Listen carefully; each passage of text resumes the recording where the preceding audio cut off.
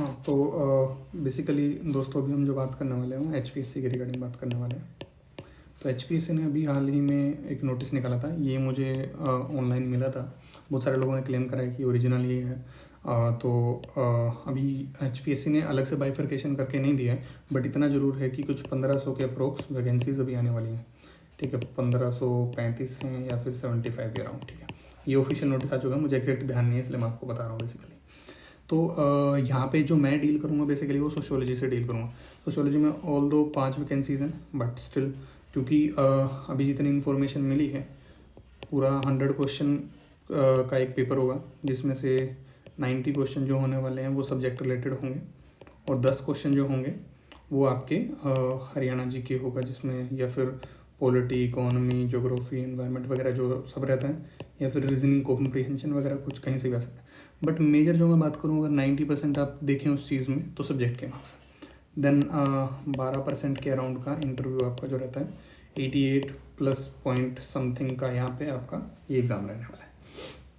तो अभी हमारे पास टाइम क्या क्या कितना बचा है दोस्तों? दिसंबर में अभी मैं ये वीडियो बना रहा हूँ, 29 दिसंबर।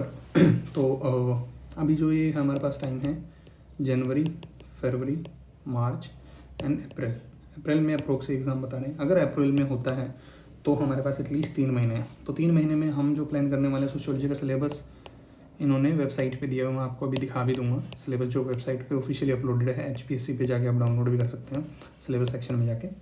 तो अभी हमारे पास 3 महीने में टेक्निकली लेके चल रहा हूँ, तो जनवरी तक हम ट्राई करेंगे कि बेसिक चीज़ें हमारी कवर कर लें। देन फरवरी में कोर्स तो हम स्टार्ट करेंगे ही करेंगे, कोर्स एज एन कि मैं वीडियोस डालता रहूँगा, ठीक है दोस्तों। और इसमें फरवरी में हम एमसीक्यूज़, देन मार्च में भी एमसीक्यूज़। तो यहाँ पे हम बहुत मेजरली जो फोकस करने वाले हैं एमसीक्यूज़ पे, तो उसके थ्रू हम प्रैक्टिस करके अप्रैल में हमारा टारगेट है कि हम यहाँ पे इस एग्ज़ाम को क्वालिफाई कर पाएँ बेसिकली। तो अभी हम देख लेते हैं सिलेबस को। ये मैंने पहले डाउनलोड कर रख लिया था, आप इसको एचपीएससी की वेबसाइट से देख सकते हैं, ठीक है। इन्होंने दिया भी ऐसे syllabus for recruitment test for the post of assistant professor college cadre in subject of sociology, ठीक है दोस्तों। तो 4 पार्ट में इन्होंने बेसिकली डिवाइड करा। पहला है सोशियोलॉजिकल कॉन्सेप्ट, दूसरा है सोशियोलॉजिकल थ्योरी। इसमें थ्योरीज में हम बहुत सारी तरीके की थ्योरी बात करेंगे, बहुत सारे थिंकर्स की बात करेंगे, then methodology and lastly theoretical perspective, emerging trend in sociology. तो ये 4 पे इन्होंने डिवाइड करा। फर्स्ट पार्ट क्या है? Sociological concept. तो सोशियोलॉजिकल कॉन्सेप्ट में जो चीज़ें हैं, फर्स्ट ऑफ ऑल तो ये डील करने वाले हैं कि भाई पहला जो हमारा टॉपिक दिया इन्होंने, नेचर ऑफ सोशियोलॉजी। सोशियोलॉजी है क्या, क्यों है, कैसे है। First of all definition, then sociological perspective में आपको जिन्होंने सोशियोलॉजी पढ़ी है उनको बेसिक आइडिया तो है ही, कि जिसमें हम फंक्शनलिज्म पढ़ेंगे, ठीक है दोस्तों, स्ट्रक्चरलिज्म पढ़ेंगे, देन कन्फ्लिक्ट पर्सपेक्टिव है हमारा, वो पढ़ेंगे। तो ऐसे करके बहुत सारे पर्सपेक्टिव हैं। देन बेसिक कॉन्सेप्ट, कम्युनिटी क्या है, इंस्टीट्यूशन क्या है, एसोसिएशन क्या है, कल्चर्स क्या है हमारा, देन नॉर्म्स और वैल्यूज़ में क्या डिफरेंस है, नॉर्म्स किस तरीके के होते हैं, एब्स्ट्रैक्ट कौन सा होता है, वगैरह वगैरह। देन सोशल स्ट्रक्चर में भी इन्होंने हेडिंग के अंडर में दिया है, स्टेटस क्या है, रोल वगैरह क्या होता है, देन देयर रिलेशनशिप, किस तरीके का रिलेशनशिप होता है इनमें, then multiple role set status, sequences, role conflict. तो इसमें बहुत सारे थिंकर्स को भी हम कोट करेंगे एज इन पढ़ेंगे बेसिकली, क्योंकि हमें तो सब्जेक्टिव तो है नहीं, तो हमें ऑब्जेक्टिव ही है दोस्तों। तो जैसे मैक्स वेबर ने हमें दिया है स्टेटस के बारे में, देन रुडोल्फ को पढ़ेंगे, डेरेंडॉर्फ को पढ़ेंगे, वगैरह वगैरह, ठीक है दोस्तों। देन सोशल ग्रुप में हमारे पास प्राइमरी ग्रुप होते हैं, सेकेंडरी, फॉर्मल, इनफॉर्मल होते हैं, आउट ग्रुप होते हैं, रेफरेंस ग्रुप होते हैं।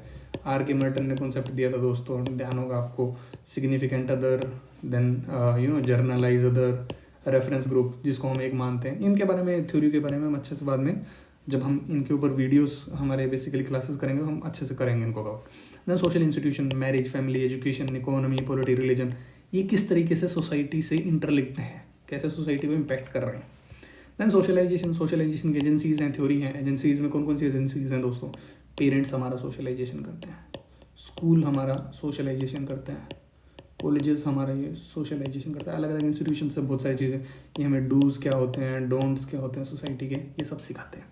देन सोशल स्ट्रैटिफिकेशन हम कास्ट के बेस पे करते हैं कि ब्राह्मण है, क्षत्रिय है, वैश्य है, शूद्र है, देन उसके बाद अति शूद्र है। तो इसमें एक हायरार्की है कि ब्राह्मण को सुपीरियर माना जाता है, अति शूद्र को सबसे लोएस्ट माना जाता है, वगैरह। देन क्लास के बेस पे, इनकम के बेस पे हो सकता है, जेंडर के बेस पे हो सकता है दोस्तों, एथनिक के बेस पे हो सकता है। देन सोशल मोबिलिटी, कि आप एक कास्ट में पैदा हुए तो आप दूसरी कास्ट में जा पाएंगे क्या, आपने सुना होगा एम एन श्रीनिवास का एक कॉन्सेप्ट है संस्कृताइजेशन। तो संस्कृताइजेशन के बारे में बोला जाता है कि आप यहाँ पे पोजिशनल मोबिलिटी ले सकते हैं, लेकिन स्ट्रक्चरल मोबिलिटी नहीं है कि भाई आप कास्ट में, आप शेड्यूल कास्ट में पैदा होते हो, शेड्यूल कास्ट में टॉप मोस्ट शेड्यूल कास्ट हो सकते हैं, बट ऐसा नहीं कि आपने बहुत सारी चीज़ें कमा ली तो आप ब्राह्मण बन जाएंगे। तो it's called what positional mobility, not the structure. Structure change नहीं हुई। मतलब इस तरीके के कॉन्सेप्टों को मैं और ब्रीफली आपको बताऊंगा। तो सोशल मोबिलिटी ये होता है। Then social change. Social change में भी इवोल्यूशन क्या, डिफ्यूजन का, progress, revolution, transformation, change in structure, then change in basically इसकी थ्योरीज भी हैं बहुत सारी, डायलेक्टिकल है, देन साइक्लिक है, बहुत सारे लोगों ने दी हैं। ठीक है दोस्तों, तो ये यहाँ तक का हमारा जो चीज़ है, ये यहाँ से लेके यहाँ तक, ये है बेसिकली फर्स्ट जो हमारा इन्होंने दिया था पार्ट सोशियोलॉजिकल कॉन्सेप्ट का। तो ये खत्म हो जाएगा। देन इसके बाद है सोशियोलॉजिकल थ्योरी के ऊपर आप जितने स्टार लगा सके उतने कम हैं, क्योंकि ये ही सबसे मोस्ट इंपॉर्टेंट चीज़ है दोस्तों। थ्योरी में भी इन्होंने 4 तरीके से डिवाइड कर दिया। स्ट्रक्चरल है, फंक्शनल है, इंटरेक्शनिस्ट है, कन्फ्लिक्टिस्ट है। कन्फ्लिक्ट की हमने बात करी, जैसे मार्क्स है, इनमें डेरेंडोफ है, कोलिन्स है, कोजर है। देन इंटरेक्शनिस्ट में सोशल एक्शन की बात कौन करते हैं दोस्तों? Max Weber. ठीक है, मैक्स वेबर को पढ़ेंगे, परूटो को पढ़ेंगे।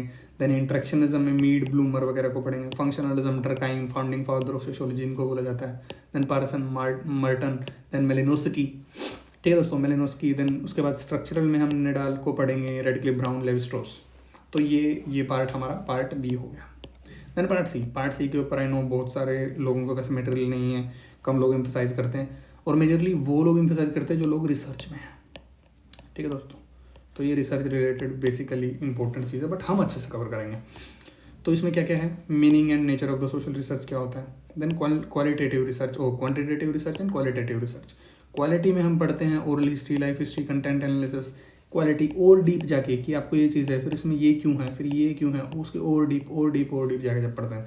क्वांटिटेटिव में कितनी क्वांटिटी है बेसिकली। ठीक है दोस्तों, तो इसमें हम अलग अलग चीज़ें हैं, जैसे डाटा कलेक्शन है, ऑब्जर्वेशन, क्वेश्चन, शेड्यूल, इंटरव्यूज़ वगैरह। देन स्टैटिक्स बहुत ज़रूरी है। मीन, मीडियन, मोड वगैरह सब अपने को पता होना चाहिए होता क्या है, क्योंकि अपने को निकाल के तो नहीं दिखाना, क्योंकि हमारा जो है टेस्ट वो जो रहने वाला है वो बेसिकली ऑब्जेक्टिव रहने वाला है, तो अपने को आना चाहिए बस कि होता कैसे। देन द लास्ट सेक्शन है दोस्तों theoretical perspective and emerging trend in sociology, जो अभी के टाइम पे चल रहा है। देन उसमें क्या क्या चीज़ें हैं, फिनोमेनोलॉजी है, एथनोमेथोडोलॉजी है, अल्फ्रेड ह्यूज को पढ़ेंगे, पीटर बर्जर एंड लुकमैन को पढ़ेंगे। देन गारफिंकल एंड गोफमैन को पढ़ेंगे दोस्तों।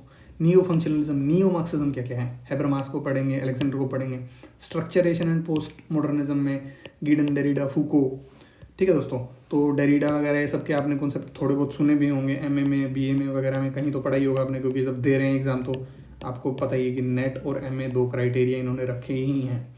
तो उसमें जैसे डेरिडा बात करते हैं कि हमें लैंग्वेज को डीकंस्ट्रक्ट करके समझना चाहिए, डीकंस्ट्रक्शन ऑफ लैंग्वेज। जैसे कि वो एग्जांपल देते हैं कि भाई मैन एट वर्क, आपने देखा होगा अगर दोस्तों दिल्ली में, हरियाणा में, कहीं पे भी, दिल्ली, हरियाणा, पंजाब वगैरह, तो यहाँ पे क्या लिखा रहता है, मैन एट वर्क।